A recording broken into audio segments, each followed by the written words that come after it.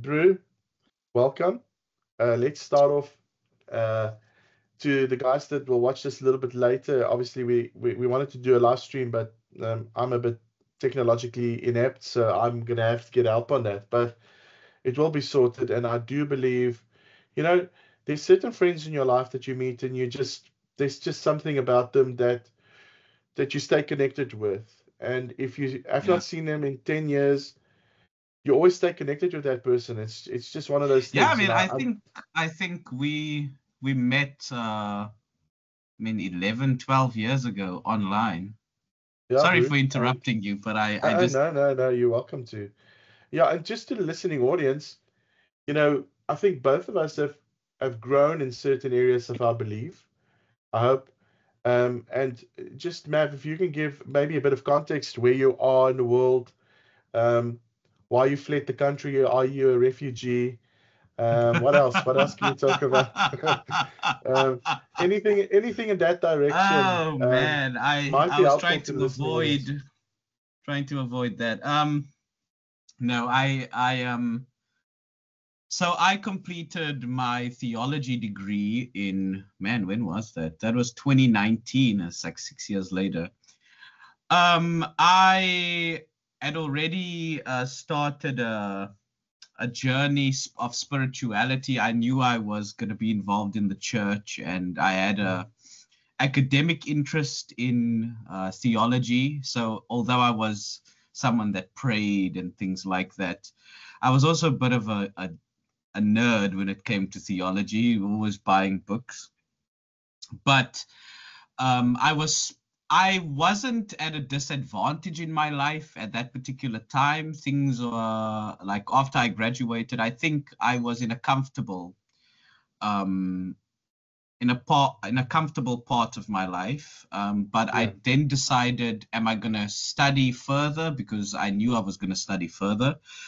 Um, but was I gonna just get a basic job, because you can't really get that many jobs with a theology degree unless you go into ministry. I started teaching English online, and then I started opening my horizons. Oh, maybe, you can go abroad with that kind of thing. Consider Japan, China, Vietnam, and All Korea. the difficult countries, but anyway. Yes, yes, yes, yes. And I had a friend in high school that was Korean, so I already knew something about the culture. I knew about the Korean language, and so I started considering coming to Korea, and I came to Korea. But when I came here, I started realizing that my church situation was going to be difficult. So I plugged in different places and stuff, but I obviously grew a lot in that time. And I was ordained back in South Africa, but then around a year, I actually got my priestly ordination. I was ordained to the priesthood, and that was actually a year ago in the Philippines. And I came back, and I do actually have sort of a online presence where most of my interactions is. I have a lot of interactions with foreigners, and I have a couple of people abroad, not abroad as in outside of this country, but just around the country that I sometimes minister to and stuff. And my ministry, I don't have a congregation, but I would see myself as someone who I believe that I'm evangelistic at heart. So Mm. um, yeah, that's pretty much what I've been doing. And obviously just completed my honors last year. Um, yeah, I mean, I mean, it's kind of hard to navigate this conversation in the right direction, but I hope that was helpful. So No, no, absolutely, it is helpful, and I think for individuals that want to look at the topic of discussion that we have today, it's always good to let them know a little bit about the journey towards where you got to where you are today. And um, obviously, for the streamers and for everybody that's listening, we are going to discuss, yeah, universalism. So maybe let's start there. Maybe if you can give some well-meaning Christian might watch this today and they might say, "Oh, yes, what is universalism?" Maybe start with a very definition. It doesn't have to be a succinct definition, but maybe a broad definition, and Well, maybe define it because you've discovered it in a theological context, right? Maybe okay, maybe so putting these two together.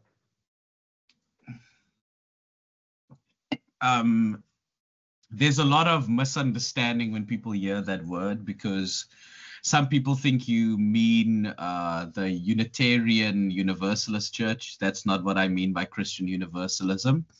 That particular Universalist church is no longer a Christian Universalist church. It is now simply a secular religious truth finders church. It's more of a secular institution that incorporates religion in, but it's not a religion in the common sense way that we use it. But then again, I dispute that the word religion is a common sense word and is even useful, but pardon me. When we speak about Christian universalism, we are speaking about a Christian tradition that teaches that God desires that all men will be saved, and that eventually all men will be saved. Now, it's very important to point out there that just like any theological opinion, there are differences in that camp.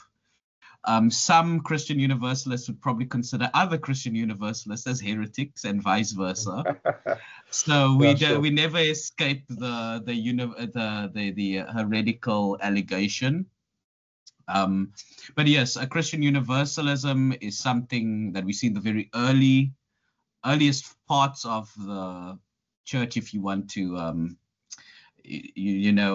not looking, of course, at the Bible, but after the Bible, we see it in the very earliest parts of Christian tradition. And yes, it's basically the teaching, which is either the core teaching of it or just a part of it, but essentially it teaches that universal salvation will be inherited by all people, or to put it another way, God in Christ will save all mankind. And now there's a rabbit hole with that, with some people who open it to whether or not the devil will be saved. But I think that often gets raised as a red herring to the actual discussion, because I think 99.9% of Christian Universalists I know personally don't care about the destiny of the devil, but mankind. So, for obvious reasons. But even the history of that might shock you in the church. So just putting it out there. Yeah, and just for the listening audience, maybe we can just let them know that there are other perspectives. Yes. Those that are more traditionalists. I think the historical mainstream Christian view is portrayed as being, some of the Roman Catholic, Eastern Orthodox, and even Protestant traditions that is known today. Will have the essential traditionalist understanding, right? That those who reject God will be eternally. Let me just explain what it is. Let's lay that out. There are two other views. One view has gained a lot of traction recently, especially amongst Calvinists and other Protestants, the view of annihilationism. In essence, it is forms of it are taught by the Jehovah's Witnesses and Seventh-day Adventists. So I'm just very open about that. But oftentimes, I think there will be a difference in the way that a Baptist would teach that view and a Jehovah's Witness. For example, a Jehovah's Witness, for example, would say that you cease to exist upon death, a metaphysical claim of soul sleep or ceasing to exist, which is something that a Baptist would obviously reject. So, in Jehovah's Witness understanding and metaphysics, there's even that question of what is a spirit and a soul, or if that is even a thing. So that would be contested. And then the traditional view, but even the traditional view is broad. The traditional view would be, God will save. So I didn't actually define annihilationism, so probably let's get back to that. But annihilationism teaches that for those who believe in Christ, they will receive everlasting life, and the wicked will be destroyed forever. They will be annihilated, and so they will not receive eternal life. The traditional view that you or I would have been taught, and you probably would hold to a form of that, I assume. I'm just not assuming anything, but let's just take it for granted that this is what a Christian would usually be taught. Certainly is something I was taught, is that to those who believe in Christ, they will be given eternal life, but to those who die without faith in Christ, they will be eternally consciously tormented, or they will be tormented forever. There will be eternal conscious torment. So I like to call that view, for the sake of being brief and to the point, infernalism. Now, my friend here, that is probably not liked by many people within his own denominations, is the one that popularized the term, David Bentley Hart. And if you want his opinion on this, that all shall be saved. I don't know. Do you have this book in your library? I mean, you know of it. Yes, because, I've read Bentley Hart, and he's I mean, I just want to be open about this. David Bentley Hart has probably influenced me more than any other modern theologian today. So I have most of his books. So, but yes, those are the three views. Now, I would also say in the traditional view, there's often different opinions, like you get the idea of reconciliationism. So someone more traditional would say that in hell, people sin forever, and that's why it warrants eternal conscious torment.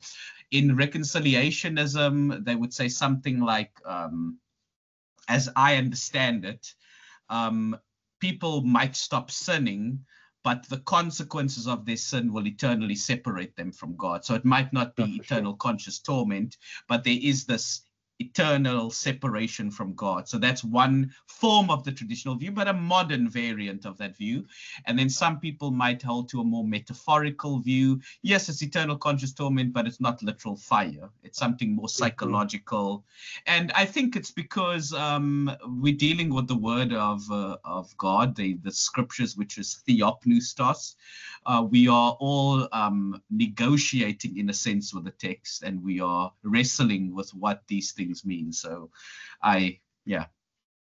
John, maybe just a quick caveat for our listening audience. This obviously issue is not an essential issue, right? This is not if you hold to a specific position, it's going to warrant you heaven or not. This is very much an issue that we are open to discuss. I know, for instance, and I say this with greatest of respect, you've just mentioned some of the Reformed guys that recently came out and said, hey, listen, did you know that conditionalism or nihilism, this perspective, is something that's interesting? And they were immediately doxxed. They were immediately cast out. They were immediately called. Oh, yeah. I mean, I was like, what? Okay. Yeah. Look, I understand that because of the nature of the doctrine, because you said something about, I know that there are some high-profile theologians, even in the Roman Catholic and Eastern Orthodox view. But then again, to be said, even as much as American Orthodox people, like to dispute this, there's a bigger acceptance for universalism as a private opinion in Eastern Orthodoxy than there is in the West.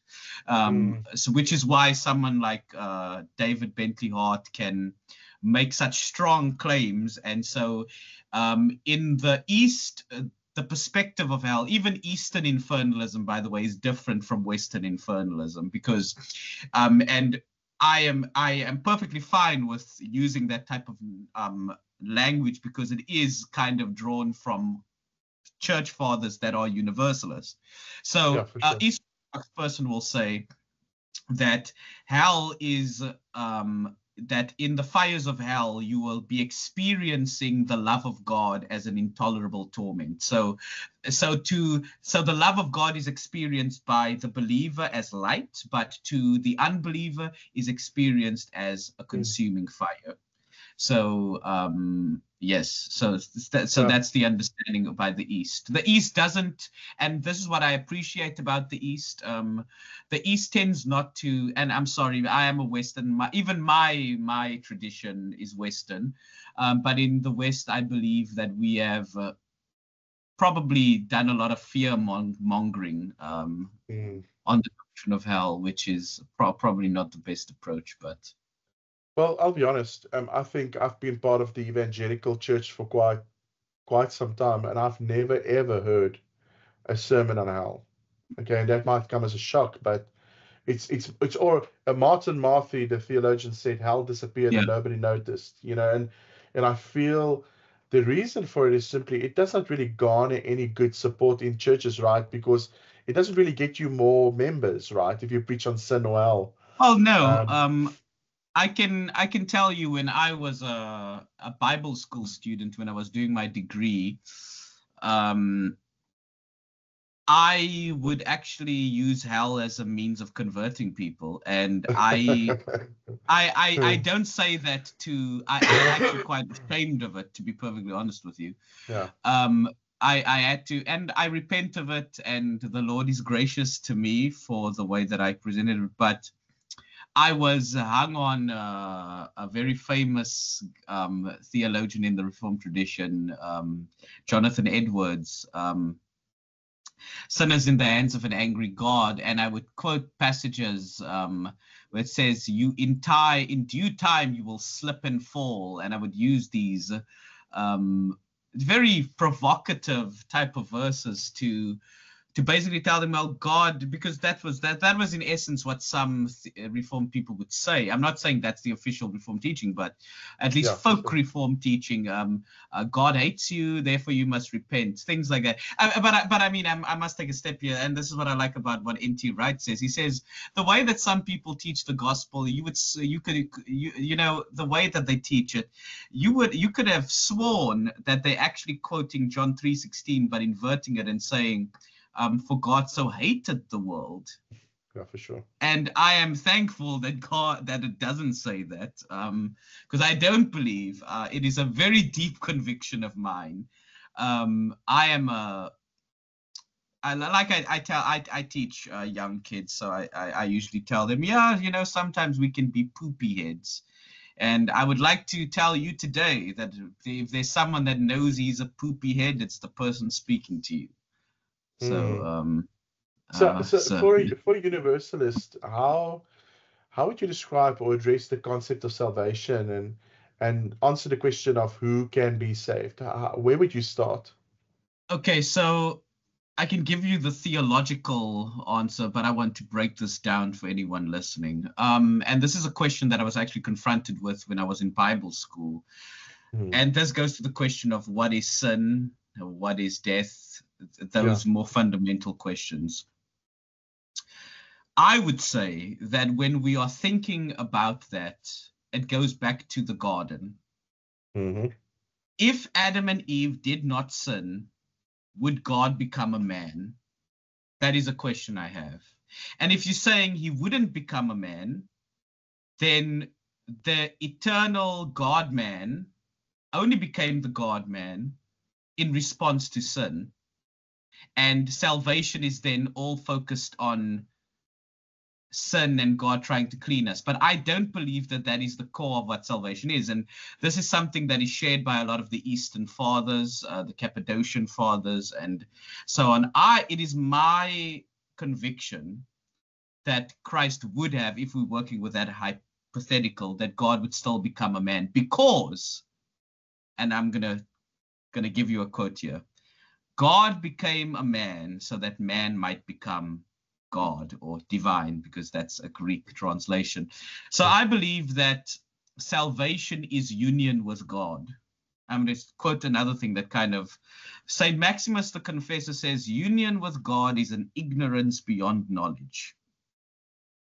I want you to marinate what I'm saying here. So I don't believe that salvation from sin is true, but I believe that salvation is more towards a positive end. Now, the word salvation assumes you are saved from something, but I believe that salvation is only but it's also towards something. So the primary thing for me about salvation is the relationship in union with God. So that's what I would understand. So I'd say that's first. And because of that, we turn away from sin. It is in the words of many of the fathers. So with Aristotelian and Platonic categories that the church oftentimes used to formulate things, I believe that, it was Origen spoke about this and Maximus spoke about this. The will is always in motion. St. Augustine said that our hearts are restless until they rest in you. Salvation is from that state of non-order, non-alignment into something, the only one that truly is God. So I know that sounds very airy-fairy, but if you don't understand it, I would really ask that you re-listen to what I said. Salvation is God. Yeah. And he will be called Jesus because he will save them from their sins. But yes, go. Yeah, how would you, maybe the best way to describe this and to ask this question is, what scripture would you proportion in explaining to someone, these are the biblical texts that I hold to that convince me of my universalist perspective. Oh, brother. I know, for instance, that, in the traditional setting, that obviously a lot of Christians will say, well, what about Matthew 25:46 and where Jesus announced that they'll go away into eternal punishment, but the righteous will go to life. Or another one would be Revelation 14:11, where it says that the smoke will rise and torment go up from the bones forever and ever. You know those scriptures too.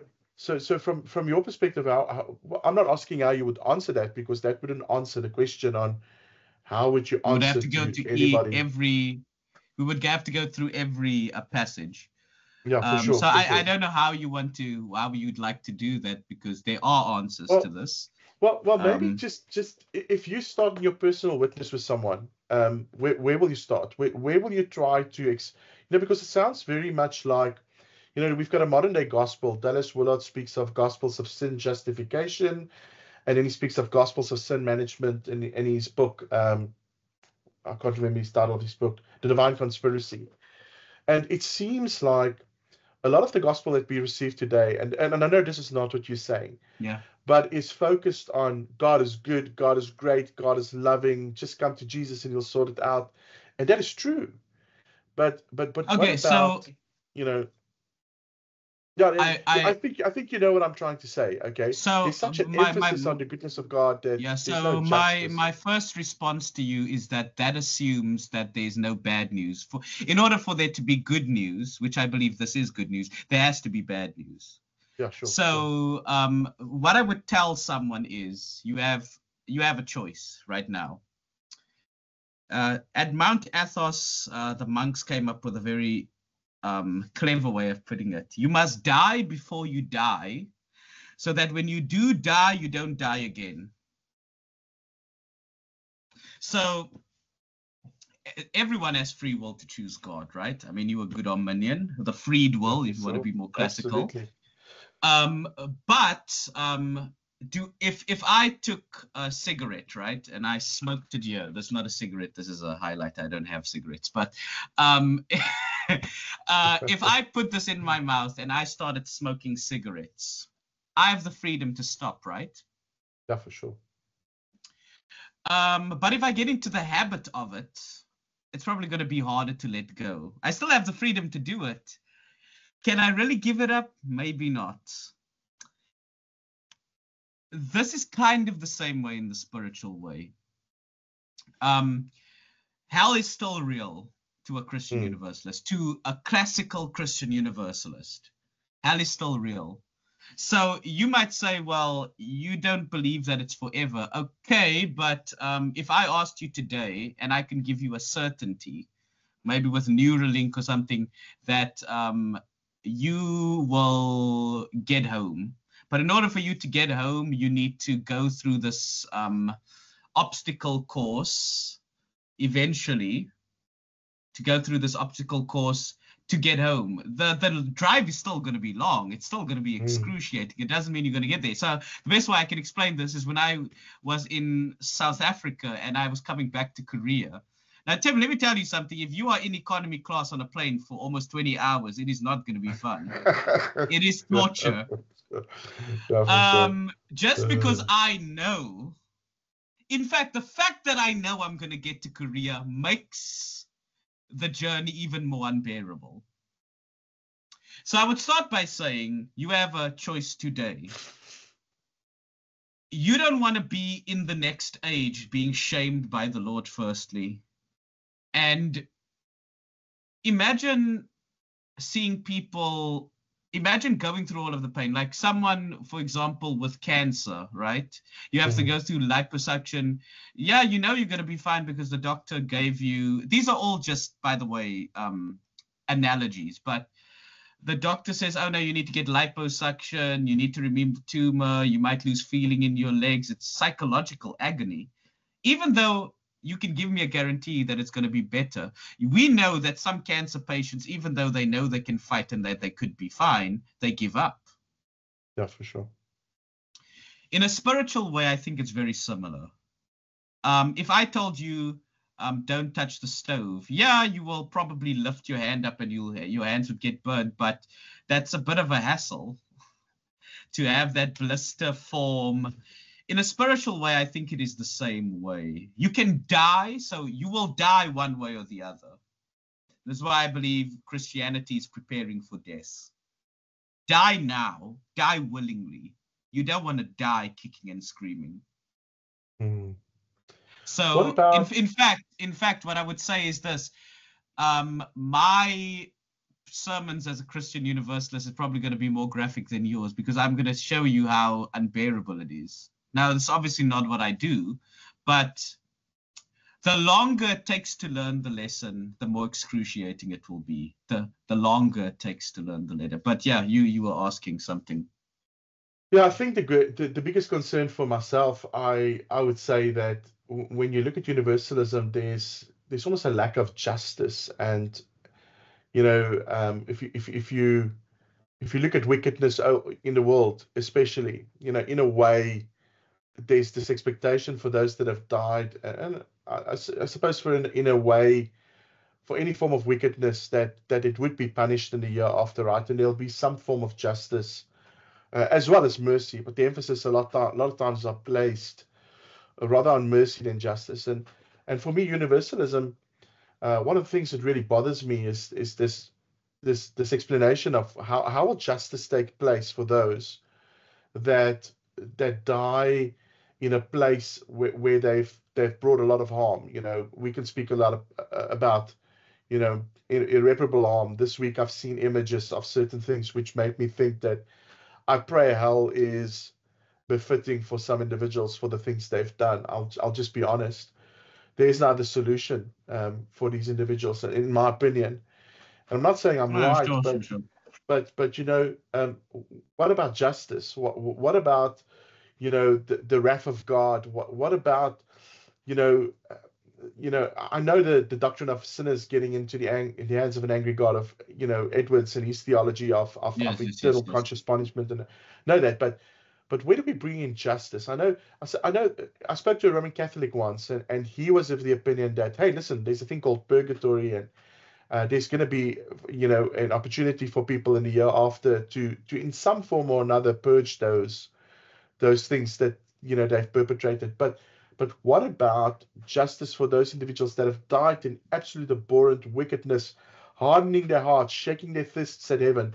Are they going to go to heaven kicking and screaming, or will there be justice? Okay, so this assumes a lot of things, I think. Firstly, I think a category error that a lot of infernalists get into, in my opinion. So firstly, let's look at culpability. A man who raped and tortured, right? You would say that guy should burn in hell, right? And I probably agree with you, burn in hell. But we go down the road, we go early enough, and he was actually mentally scarred. He was raped by his father. He was beaten and bruised, and now he has irreparable harm. That does happen. And we go down the road, where did he get that harm from? And he got that from his father. And you go down the road, and this thing just portrays. So my question is not so much if he's culpable, because in a sense, we are all then truly culpable. But I would flip the script to saying he's not infinitely culpable. There's still a part of that where he must be justified for what has been done to him. And so for me, if you're saying, well, people are going to go to hell forever and forever and forever and forever, he doesn't get justice. And so you end up with this never-ending cycle of infinite justices being dished out. But really what you are doing is you're evading the real question by adding eternal conscious torment to it. But I don't see how that really deals with that issue. Because in essence, no one is ever fully culpable. And that argument can go the other way around. And so I see this labyrinth of many people who have been actually unjustly vilified, unjustly harmed. But they're gonna go to hell because they vilified. So I don't see the force of that argument as much. So culpability is one thing. So I would also say this. I always say the argument, because this is basically a case study of the infinite justice, infinite holiness argument. How can an infinitely holy God, infinitely just God do that? And I want to say, why look at it like that? I would say, what about a perfect justice? I would say God is perfect justice, not necessarily infinite. I don't know what infinite justice would mean. Do I think that God torturing someone forever and forever, do I think that any sin warrants that? Torture forever and forever and forever and forever. It just seems so mindless. It doesn't seem like it's going towards anything. And that's not really punishment. And I would also say that's not really death. You're dying, but never really dying. I'm sorry. I'm going to have to stop you. I'm saying that is a word that in Cape Town we call gibberish. It doesn't mean anything. Yeah. And as much as you say, I'm sorry for being so blunt about this, but I need to get this point. As much as you say it makes sense, it doesn't actually make sense to any rational mind. Because what you are doing is, you are saying a few years of someone committing atrocities warrants eternal conscious torment that you would not wish on your enemies. I also flip the script on this, and I would say and I know I'm being very daring here, but bid me this, because I would like your pushback. It is impossible for us to say that we love our neighbor as ourselves and yet believe that God will internally, consciously torment them. I believe those two things cannot exist within the same system. Because by me preaching the gospel to someone, I leave within them this option that he will not inherit life. And so I'm actually being careless to him. And I'm saying, well, yes, but if you don't accept it, you still deserve eternal conscious torment. It is simply not, in my opinion, something that makes logical sense. I'm sorry for being so blunt, because I know, I mean, you can play devil's advocate. I would like it that you do, because that would actually propel me more. I'll be heaven's advocate rather. I don't want to be a devil's advocate, but no. I think this is worth talking about, and I think for me the immediate question that I've got is, do you think that there is such a thing as evil, and to what degree can an individual be evil? Can it, and I'm trying to help along what I think you're trying to say. Do you think that there are entities and individuals that are ultimately so wicked and evil that they are eternally lost? And again, from my own perspective, I would say I definitely wouldn't count myself as holding to a traditionalist perspective. Due to Chris Date, who is a very dear friend, I think he convinced me absolutely that the annihilationist position or conditionalism is probably the best position to hold. And I know it's got its problems as well, but because it doesn't, for me, for me it's that, but yeah, just the nature of evil in and of itself. Is there a limit to evil? Can an individual be maximally evil? Can he be evil to such a degree that he is ultimately lost Because it seems to me like, that is exactly what the biblical portrayal is. When the dead man and Lazarus is standing in, and I know what you can say Yeah. already, but there's already this understanding that there's the separation between those that are favored and in the will and the plan of God, and those that are not. And so I'm asking these questions purely as maybe an exercise.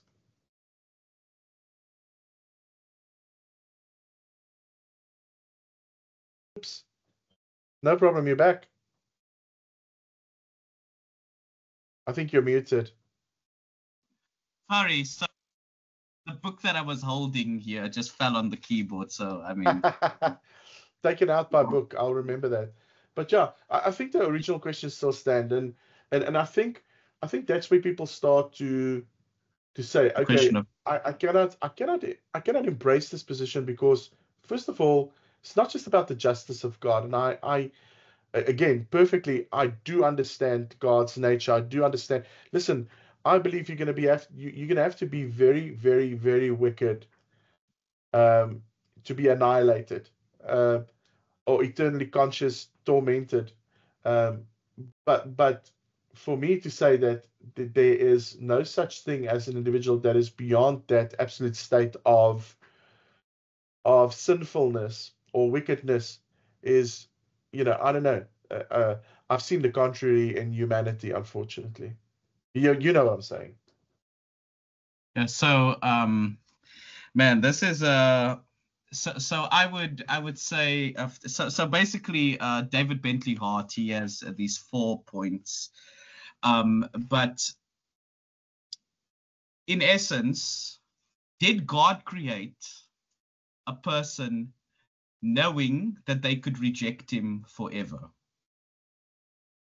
If God creates a person that could reject the most beautiful, the true, the good, and the beautiful, and reject him, so to speak, in my opinion, this calls into question the goodness of God. Because in so doing, God, but even then, because I just got a thought, because I'm thinking about how I'm gonna answer this, because there is an answer to this. I just lack the philosophical savviness to answer it. But Peter here says this: what does God deserve? Forget about what man deserves. And this is, Calvinists like to speak about a theocentric. I would like to say that what is the justice of God? To answer this question. The justice of God is not what I deserve, it is what God deserves. And what does God deserve? God deserves people that will worship him in spirit and in truth. If free will is the case, there is an option, in my opinion, logically, that would mean that everyone can be shut off from God's mercy.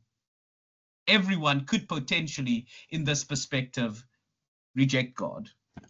And just a thought experiment.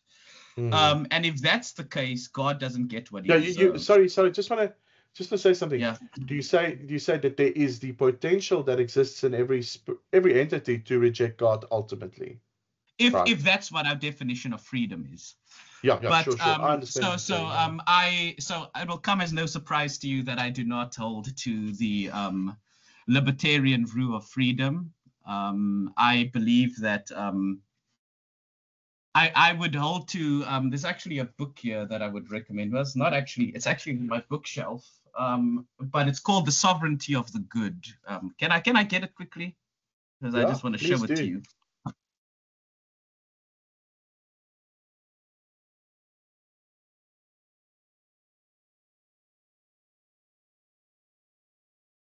So Iris Murdoch has a book called The Sovereignty of the Good. It's funny because it sounds so Calvinistic. The Sovereignty of the Good. But basically, I teach what is known as the intellectualist view of freedom. I believe that freedom can be defined as this. Jesus said, the man who sins is the slave of sin, and the truth will set you free.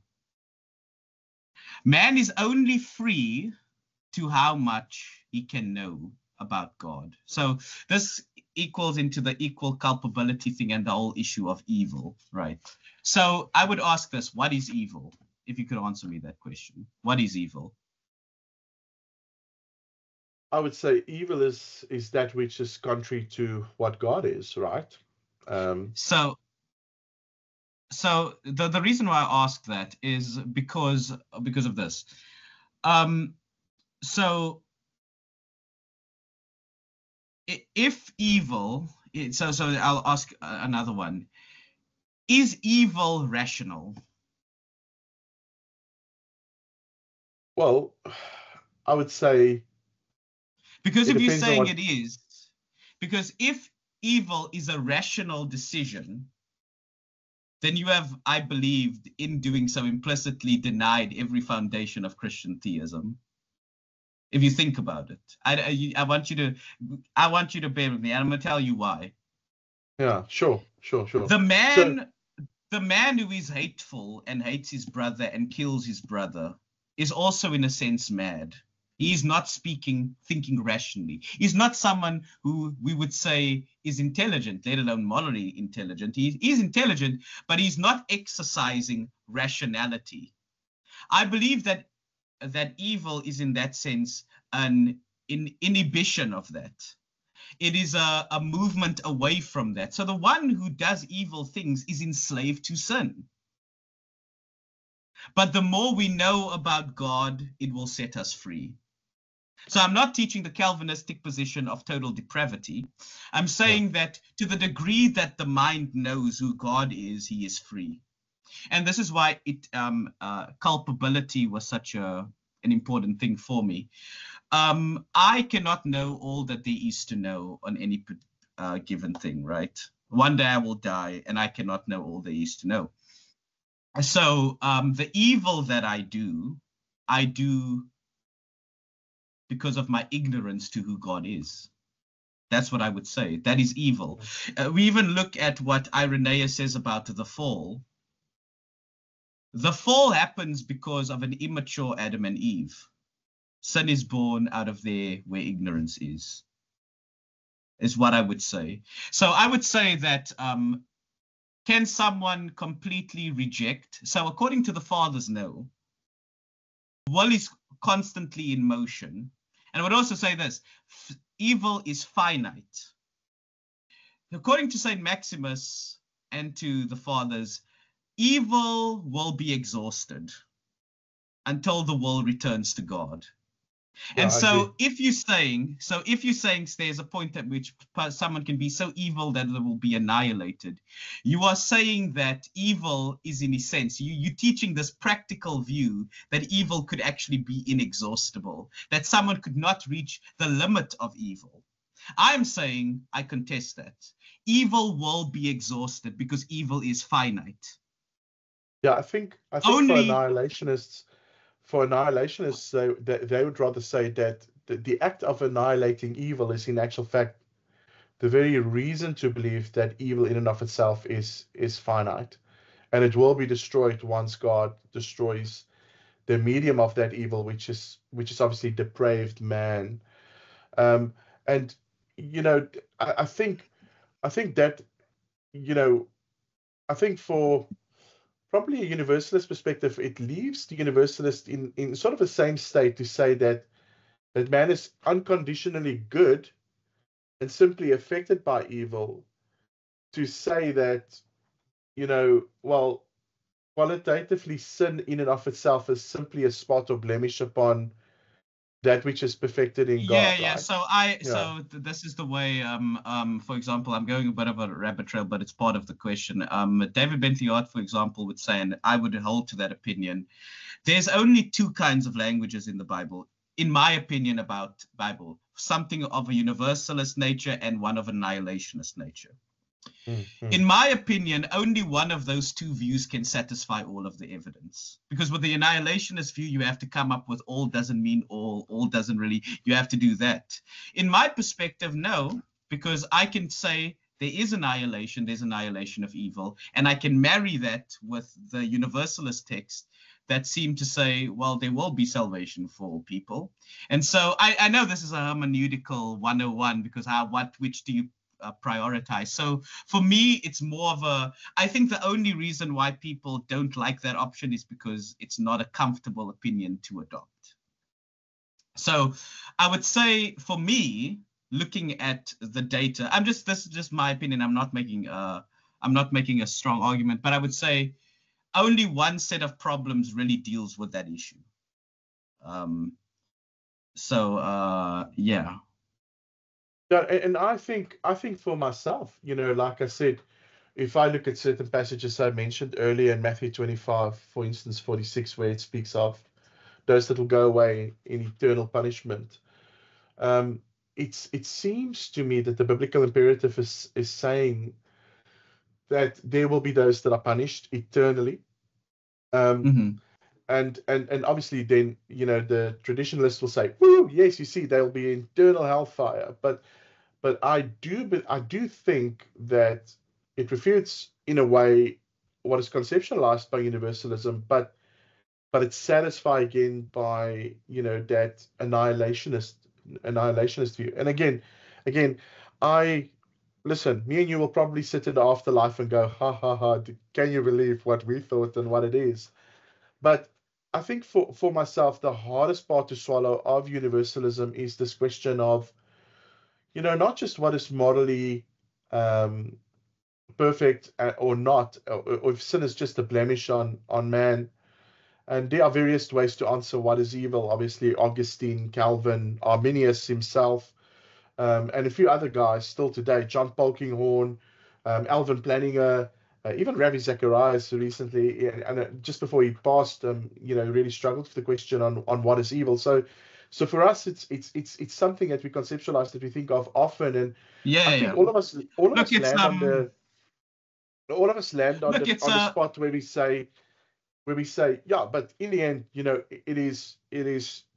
I know with William Lane Craig and Alvin Plantinga, they say it's a rightful willing against the will of God, not just God.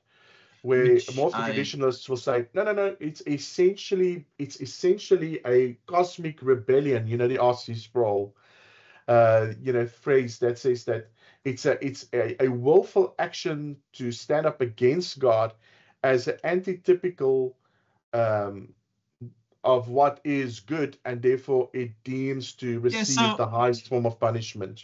So that's why I have more respect for my annihilationist brethren, because in annihilationism, God actually deals with evil. He says, okay, well, do I think that God will entertain a universe in which he is strong-arming evil or vanquish it? That's always been I think this is the hermeneutical problem for me. I think it just doesn't make sense. And the more you say it makes sense, I'm sorry, I know I'm going to get into trouble for this, but the more you say it makes sense, the more it doesn't actually make sense. And I'm sorry, but look, I cannot remember a time when I was studying the Trinity and the deity of Christ where I have ever been convinced of an eternal conscious torment, just logically, because it seems like stretching the text beyond what it says. That's why the Matthew 25, eternal, we could speak about what the universalist interpretation of that is. But if you want to go with eternal punishment, it still seems to me not eternal conscious torment. Yeah, it seems like there's this I don't know how you get to that there, because it just seems like like if I'm honestly looking at the text, I could say that looks like an annihilationist text, because they are not given eternal life. Sure. I could give you what the universalist perspective is if you wanted to. Go for it. No, please. So basically, David Bentley Hart would let me see what he's it's Matthew 25, right? Yeah, 25:46, I think, right? Yes. Something wrong. I think I need to update the driver in my keyboard, because this is terrible. DBH. So David Bentley Hart, I'm going to show you how he translates that text. La la la la la la. I can't find it, but let me just read the ones that I have up here. So it says, and they will go away into eternal punishment, but the righteous will go into eternal life. Now, I'm going to do my paraphrase of what he says. David Bentley Hart says the righteous will go over into the life of that age, and the unrighteous to the so aionios, not necessarily of how long it will be, but when it will be, the kingdom age. There will be a punishment or a cutting off of the next age and a life. So it doesn't tell you how long that is. It's more telling you qualitatively. So that is a position that is held by many Christian Universalist scholars, the way they slice that, the chastening of the age, and which seems to me to be a valid interpretation, which is obviously the one that I'm partial towards. And I would also put an asterisk on that. I think it's more closer. Now, St. Gregory of Nyssa was a universalist, right? And he was one of the people at night. He's part of the Nicene Orthodoxy. Remember, when we say the Nicene Creed, as a good Trinitarian, you say the Nicene Creed, I assume. We believe in the resurrection of the dead and the life of the age to come. Catch that. The life of the age to come. That's Nicene language. The punishment of the age to come, and because that's what they understand eternal life, the life of the age to come and the punishment of the age to come. So because it squares well with my Nicene acceptance, I would say there's the life of the age to come and the punishment of the age to come. But I don't think you want to be a part of that punishment of the age to come. No, agreed. Now, maybe for the listening audience, maybe you can discuss quickly which traditional Christian doctrines are, in a way, affected by a universalist perspective. We mentioned, for instance, the doctrine of eternal conscious punishment, but any others? So are you asking me, does it affect any Orthodox teaching? Yeah, or secondary or even third tier teaching. No. I can't think of anything unless you have some things that you would throw up. Most of the Christian Universalists, like, you wouldn't know they were Christian Universalists until you have to ask them about it. They believe in the Trinity, the deity of Christ. Usually most of them are Old Catholic, Anglican, or Eastern Orthodox, so they pretty much hold to all of the things. I mean, I believe in the real presence in the Eucharist, so so that's part of the less Protestant forms of my belief. But if you're okay with that, I don't assume that there would be anything that would be out of orthodoxy unless of course if you took me to task about young Earth creationism, but that's not. I know. No, before God, I would never do that. I've got more sense. No, it's quite interesting though that I think in this little talk that we just had, we spoke about obviously a few doctrines that would, I would say, affect some traditional views. For instance, the noetic effects of sin, our understanding of the doctrine of sin itself, how we would describe or how we would even speak of sin, the doctrine of sin. What does it mean when we speak about justice? I think in a way, there's also something I wanted to add to that because I didn't quite get to that, but I want you to complete your. No. It's absolutely so this is an argument, and it is more of a moral argument. But look, the older I get, I'm leaving my 20s, and when I was a child, I did childish things. When I became a man, I put away these things. I think after the age 26,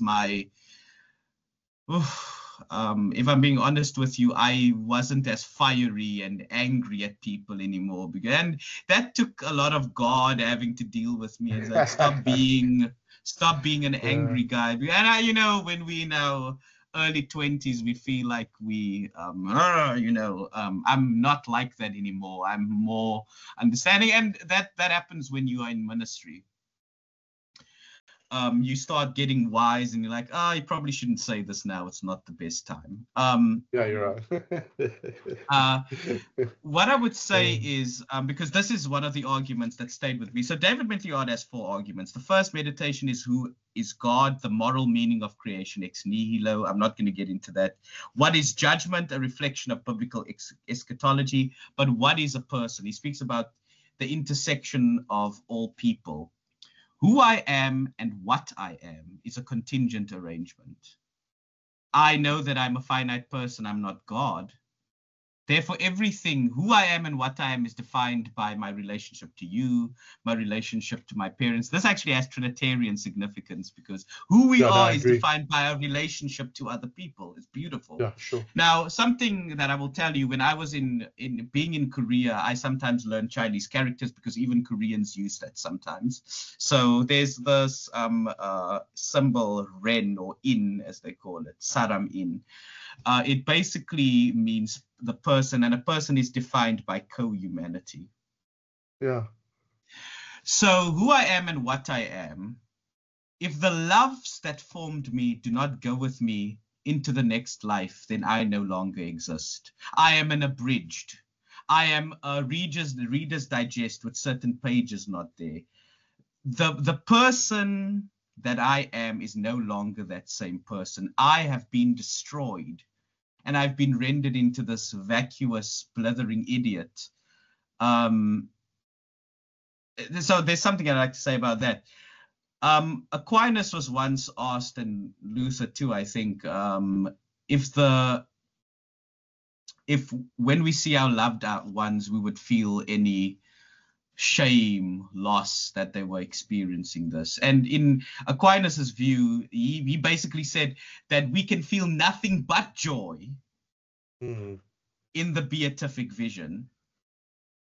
The question is not, mind you, can you be happy without your loved one entering into hell? That's not the question. The question is, at what cost? We all know a cocaine addict can be happy to the detriment of who he is. If the loves that do not formed me cannot go into it, I no longer exist. And better yet, I am now a blithering idiot that rejoices in the death, the suffering of my loved ones. I'm sorry, but I have to say this. The God of that picture is not worth loving. I mean, I don't even need to tell you what I think about Calvinism, but such a God... Such a God does not only not merit my respect, but is only, I'm sorry for offending people, such a God, in my opinion, is only worth to be scorned at. Such a God cannot, just like what Wesley used to say about Calvinism, I say this about that particular picture, instance of God, it makes the blood run cold. And this goes into a deeper thing, and I can't lay it out so well because I had notes that I can't open up because I actually, I have like a notepad that I usually get on my iPhone. Go Apple, guys. But I think it goes into the essential nature of what it means to be maverick. Sure, you can be narcotized into a bliss that's utterly discontinuous from who and what you are. If my father doesn't eventually go into the realm of the blessed, I know I will no longer exist. I will become, I don't know, did you grasp what I'm saying? Mm-hmm. I will lose who I am. It will not be Maverick when you see him there. It will be someone, it's like a drug addict. He's so in love with God and he rejoices in the death of the wicked. Not even the death, the torture of the wicked. And look, I'll even point this now because I'm starting to feel like I'm in the White House because I'm doing this. So sorry for that. Look, if we had a father and he said the ones that were very kind to me, they will go down into the they will have a party and they will be separating. And downstairs we have some of our brothers and sisters writhing in pain and agony. No matter what has been done, I do think you realize something completely demented about that picture, torturing them and subjecting them to that torture. It doesn't even matter if he's the one that's doing it. We have something, an innate aversion to that kind of picture. I'd like to defend God in this incident and say, we would not think of our worst enemies doing some of the things that God does. Now, this is more of an indictment against infernalism than annihilationism, but we would not think of our worst enemy doing that. If you couldn't stomach that, if you could not stomach doing that to your enemy, why do you think a God who is perfect love would do so? I'm sorry, but it is profane to me. I'm saying, by the way, I don't believe that any Christian actually believes that they believe. I think they believe in infernalism. That's what I'd actually say. I think they believe in it, but I don't think that actually anyone does. I'll tell you. There's a story about, you know Edward Fudge, right? Oh yeah, for sure.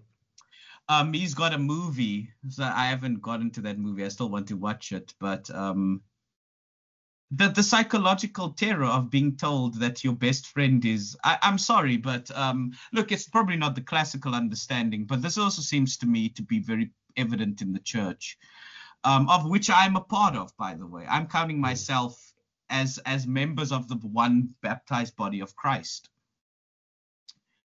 I heard a guy say, well, you are taking away the foundations of the Christian faith. And I said, why do you have to believe that? Why must you believe this about God? It just doesn't make sense to me. It's like some people actually love this idea. Oh, I love the idea of people burning. Look, we know God doesn't take pleasure in the death of the wicked. I don't know why you think that is something that God loves. But I mean, it's actually interesting. We didn't actually get into the text of why the affirmative case for hell, but I'm not sure if we're going to get to that. I think the philosophical understanding of things. I think if the reason we're keeping this broad is because this is probably more of an introduction, right? Okay. And that's why I'm trying to shut up, because I really want to give you ample time to hang yourself. No, I'm just teasing. No, I want to give you ample opportunity to explain this position, because let me say this, from my nature, I would wish only the best upon anyone, in this world. And for me, a case for universalism will be, if I have the best intention for all of humanity, how much more good God? You hear what I'm saying? God is infinitely beyond good, and I don't see myself as being good. Can I just jump in here, because this is where there was a Reformed gentleman that told me that unless the grace of God is utterly scandalous to your ears, that you're probably not teaching the gospel. It must be outrageous. Yeah, for sure. And on the equal setting, it must be so legalistic that it's outrageous. That's when you know you got in the sweet spot. Yeah, so I actually like to say, challenging. I'm going into dangerous territory here. Do you wish the best for Adolf Hitler?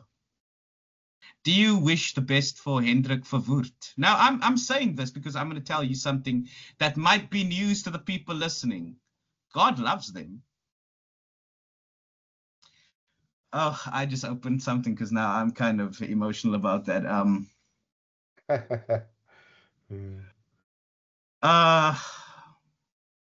The love of God is a very strange thing, because I'm going to be honest with you. This is an indictment to my own profession of that belief.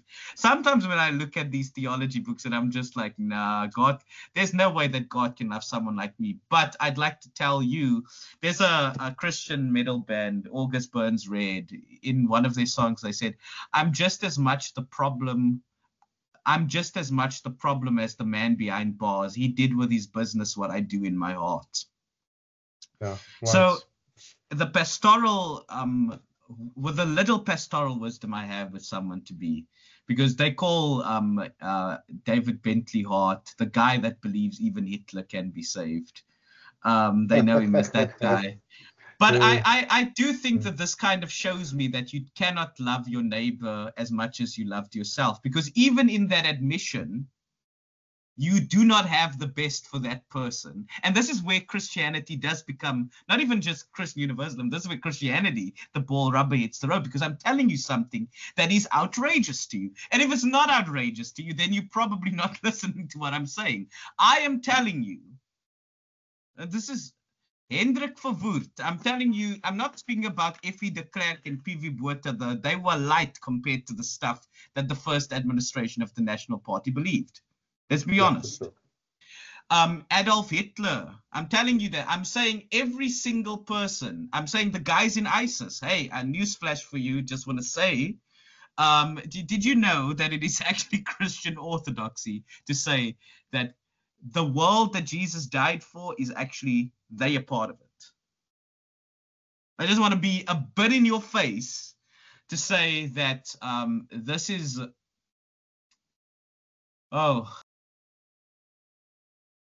because we say that we love our neighbor as ourselves, but we don't actually realize the intent. We don't, guys, I'm saying this to anyone that might listen.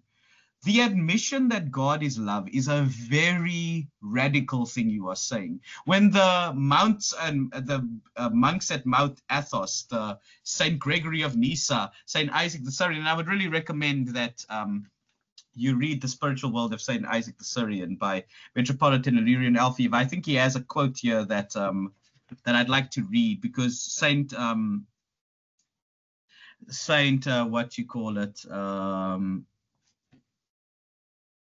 Saint Isaac the Syrian is actually known for being the saint of universalism outside of Saint Gregory of Nyssa. Can I find a quote for him? Isaac the Syrian. Oh, you know what? This is terrible.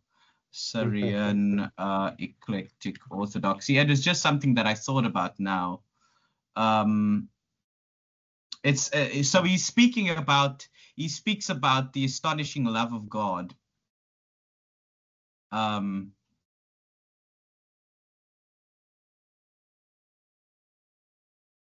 So yeah, that's basically what I want to say. Did you know that but he's using hyperbole. So I think Isaac the Syrian said something that's this is how captured he was by the love of God, his conviction. God is not just. He said that. He said God is not just. Well, yes, he does believe that God is just, but he's trying to be provocative. And that's what I think he's trying. He's saying God's not just because he's going to forgive you. You see, Reformed people say that's an area of non-justice, that we would usually say that it's a, but God is not just like you and I are just. This is why I also say, as a universalist, I speak about this. I say God's love will be an intolerable torment to those who have not attained it within themselves. Because I can see between you and I, when we were speaking about Adolf Hitler, the fact that God loves it, that bothers us. Yeah, for sure. In a way, no, God, you're not allowed to love like that because I want you to love me because I'm doing the right things. But it almost has an older brother mentality, if you think about it. And you know what the older brother mentality is, to those of you who weren't in a Bible school. The older brother mentality is basically the story of the prodigal son.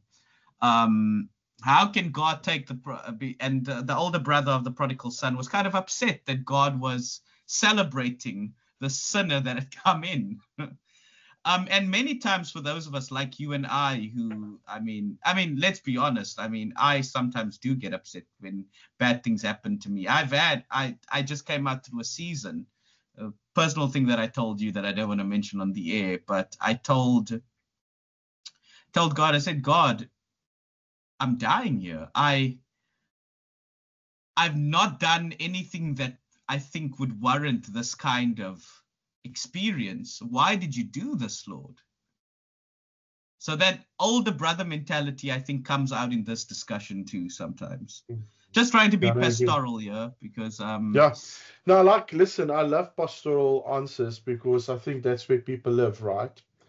And I always said, and let me be honest and say, I've been a pastor of a church. I've done probably 100 and something funerals, okay? And I can remember I said to someone, the question I'm asked most frequently at every funeral is usually, hey, where do I know where did my mom go? Is she in heaven with Jesus, or is she with the man downstairs? You know what I'm saying? And my answer is always, first of all, I do not know, because I do not have the keys. I do not possess the keys. of who goes where. So wrong. You're asking the wrong person. I'm not in charge.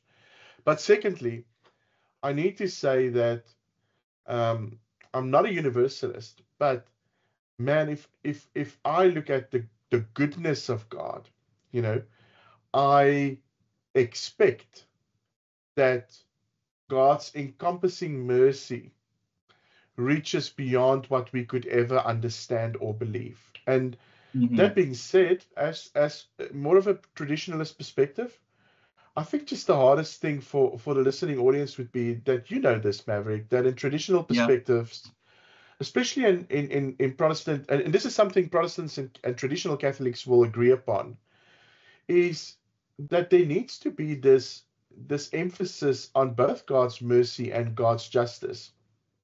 And I think, that a lot of them would say, yeah, universalists, their problem is, I spoke to somebody one day and he said to me, you know what, David Bentley Hart's problem is that he overemphasizes divine justice to the expense of divine mercy at the expense of divine justice.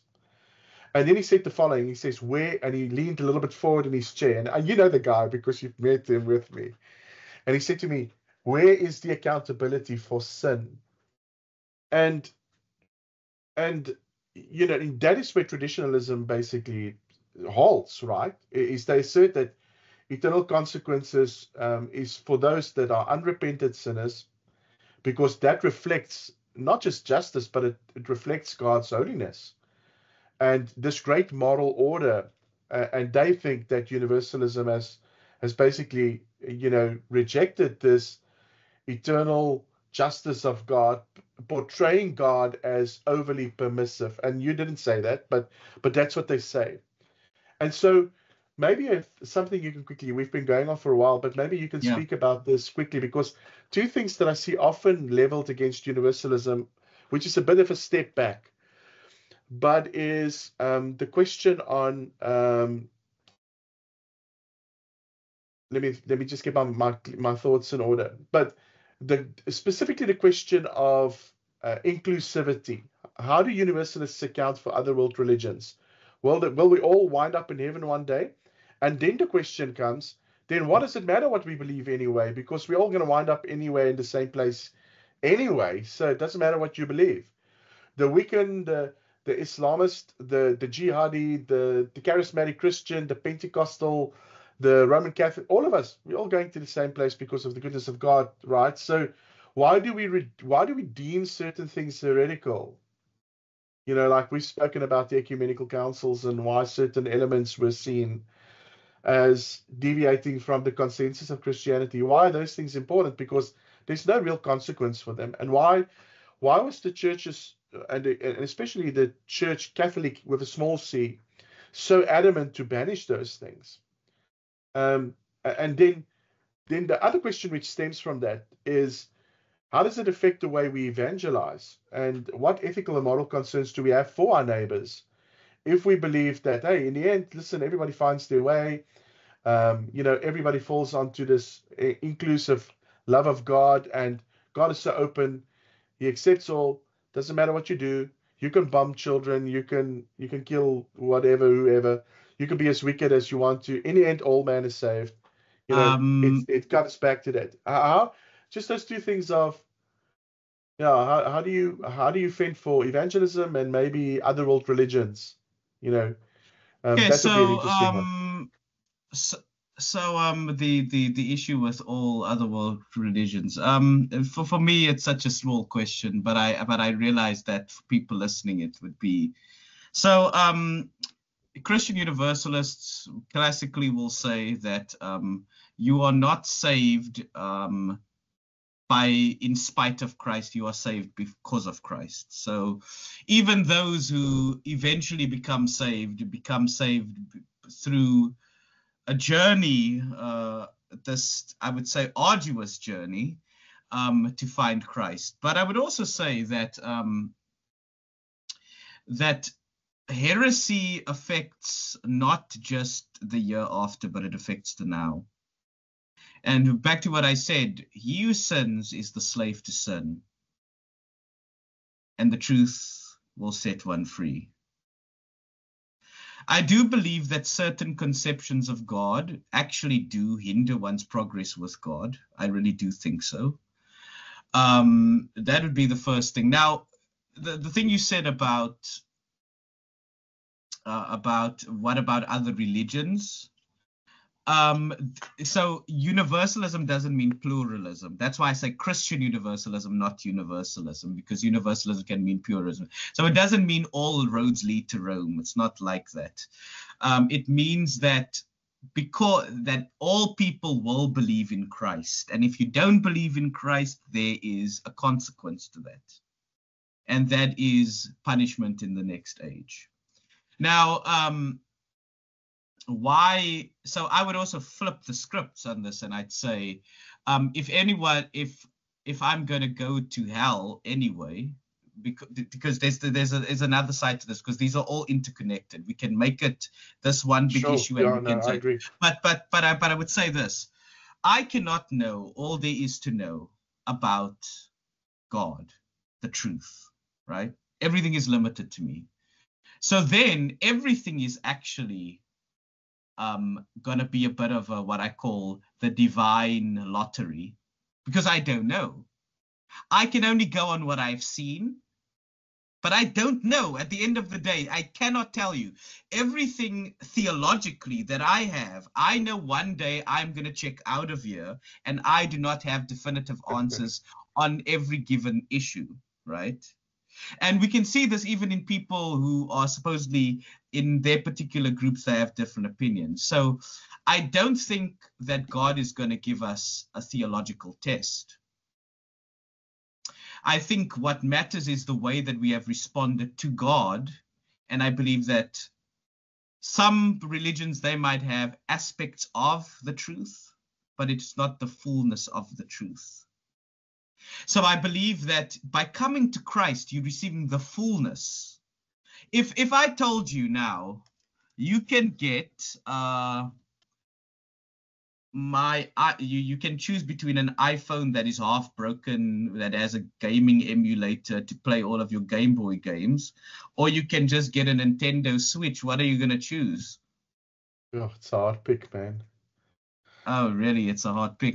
But you're not going to go for the thing that's half used and stuff, because eventually there's going to be an emptiness in that. That's the spiritual answer that I'll give. But back to the question of the divine lottery, I cannot know all that there is to know. And therefore, eventually I'm going to have to put my chips on one thing. So I don't think it would be moral of God for me as a finite creature who does not know all things to put that burden on me. But what I think he is going to, and there's a second thing, I always like to say this before I forget this. So it's actually from Matthew 24. We just spoke about Matthew 24, Matthew 25. No, Matthew 25. Jesus speaks about, and you will come to me and you will, I will say, where were you when I fed, food to the poor? Where were you? And one will go over into the eternal fire, and to the other. The context of that seems to me that a part of the movement towards God is that it manifests in, now, see, I'm a pro-liberation theologian guy, so I'm going to get in trouble here. It is not simply believing in justification by faith in the Trinity that makes you a true believer. I'm gonna go against sola fide here, so you're gonna probably cancel me now. It is faith working through love. That is what matters. That is why, and that is applicable in the next age to come. Faith working through love. So by works are you justified, not by faith alone. St. James says that. So what I would say to that is, going to the needy, going to the lesser fortunate, to the orphanage, true religion, that is true religion. Orthodoxy is meaningless if it's not worked out. And I'm going to be a bit more adamant here, because I'm going to tell you now, most people in the church only think about the theological aspect without the application of how that works out. And so in effect, they're actually damning themselves. Because that's what Jesus didn't say, if you don't believe the Trinity, you will go over into the eternal fire. Whoa. I usually say that to my students. Whoa. It's kind of a funny thing they know when Maverick teacher flips out. I would say this, and I would say it again. The teaching of the Trinity, the deity of Christ, comes coupled in living out that perfection of faith in love. And this is what I was, and this is by the way, a Christian Universalist saint that said, the Saint Isaac the Syrian. He said, "No one will ascend into heaven without struggle." So my question to you is, why does it matter? Do you really want to struggle now? Do you want to struggle in the next life, when it's probably going to be more harder to struggle? Or would you struggle now, bearing in the body the death of Christ? Do it now. I will say it again. Die before you die, so that when you do die, you don't have to die again, i.e. the second death. Don't do it. So if I put the stove on here and I told you don't touch the stove, are you going to touch the stove, or you're not going to touch the stove? No, definitely not. Jeepers. And then I would also tell you this. An encounter with the living God. I would say, if you knew who God is, then you would know why I'm pressing you in that direction. It's not about hell. It's not about the fire insurance. Believe me, I can tell you, walking a life with Jesus has been the most nourishing. I'm going to tell you this. I don't think I'd be alive if it wasn't for Jesus in my life. We have an anchor that keeps the soul steadfast and sure while the billows roll. Amen. And so I know it's sort of a deflection. It might not be what you were looking for, but I would say the positive affirmation firstly. I don't believe all the religions are true. I believe they can share participation in that truth, but I believe they are dead ends. Another, maybe a final question maybe then is, maybe can you give us a glimpse of what is a universalist perspective on the final judgment or the end times? And specifically final judgment. Will God deal with sin? Definitely. How does it look? How does the end time, everything coming to its final conclusion look? I'm not going to pretend to know how to answer that, because I don't believe that the Bible can be interpreted in a way that gives a cohesive vision to the destiny of the saved. The only thing that the Bible does tell us is that there are consequences for sin. There's a consequence to your faith, and that will yield a certain result. The Bible doesn't give us a systematic treatise of exactly you're going to stand in a line and you're going to be like, hey, you going to hell, you need to punch this ticket, you need to go there. We don't know, because these are, one theologian put it, it's like signs that point a certain way, but at the end of the day, the substance is in the age to come. So I would say, so in the East and in certain parts of what we call apostolic Christianity, the ancient traditions like Anglicanism, Eastern Orthodoxy, the Assyrian Church of the East, there's an idea that David Bentley Hart is actually not on board with, but it's called I am open to this view, but it's the idea of aerial toll houses. I don't know if you know what aerial toll houses are. But it's upon death, your soul will be, there will be basically an interaction between the devils and the angels for your soul. And you will go through, this is a view that's held by many Orthodox people, but basically based on the sins that you have in your heart, that will determine the result to how you basically answer the temptations that the demons set before you, and it will be this war into hell. I think there's something of a merit to that. I really do want to say the punishment of the age to come is there, the lake of fire. But I would also like to say, as Brad Jersak in his book, Her Gates Will Never Be Shut, that is actually in the Bible. her gates will never be shut. And so, by the way, there are a lot of people who are hopeful universalists. I believe that if we want to say that man rejects, I believe it is a logical impossibility because it assumes that man can eternally reject God. I don't think that's possible. I believe that if man is eternal, is as an immortal soul, or is raised to immortality, will come to the finitude of evil, because that's what is logically required for me to be an orthodox theist, in my opinion. Now, if as a annihilationist, you would have your own set of issues to deal with, but I would say that is often it. But by the way, I became a Christian universalist because of this question: has God definitively dealt with the problem of evil in Christ? That was the question that drew me. So if you're saying that God's gonna torture people forever, I don't think you're dealing with the problem of evil, because evil people are still alive. Yeah, agreed. So there is a yeah, annihilationists go, yes, he does. Bah. So there's actually an answer to that. Only where evil was repudiated is evil destroyed. That was something that George MacDonald said. So something that you need to mull over. That's why he doesn't go for, George MacDonald, right? Oh, yes, yeah, I know. Otherwise I would say you're not really a real book reader. And not a C.S. Lewis fan, yeah. Yeah. Oh no, I've got a C.S. Lewis book here, but I liked Narnia as a kid, but I mean, I'm a Tolkien guy. I actually have a poster of Gandalf the Grey here, but my brother, just for the sake of the guys online, if they watch this later and they want to connect with you and they want to maybe send you a message, maybe they want to throw a few stones, maybe they want to pay a few rand into your account, who knows? Do you have an email address where they can contact you? MWITLOUW@gmail.com,